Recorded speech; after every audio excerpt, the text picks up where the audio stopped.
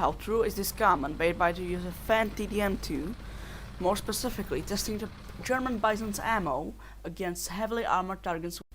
So let's start with the HE shell that harbors an incredible equivalent of 8.6 kilograms of TNT, and as we can see here, the HE shell can be aimed at almost any point of the T-34's frontal armor and destroyed quite easily. But on the other hand, we can see that the T-44 is much more resilient and cannot be taken down as easily. The most reliant way to take it down is either hitting the turret ring or destroying its cupola.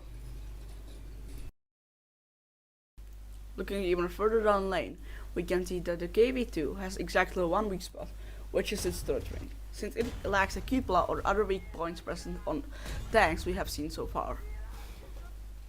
Now moving on to our last vehicle, there's only one weak spot that we can take advantage of, which is once again the turret ring.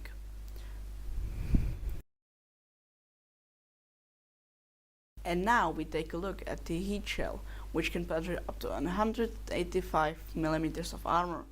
And now looking at the actual performance of the shell, we can see it is quite lackluster compared to the HE shell, as it struggles even with the T-34's frontal armor, having to penetrate its turrets to be effective.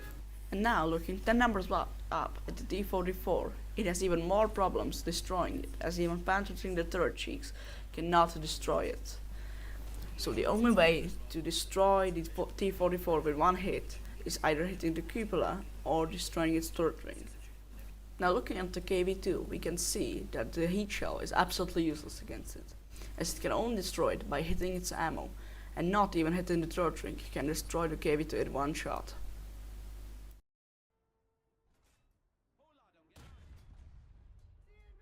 Now, moving on to our last tank, the T-10, we can see that the heat shell can quite easily destroy it by hitting its turret ring, but it has problems penetrating any other area of the tank, meaning that if you are not shooting for the turret ring, it is absolutely useless against it.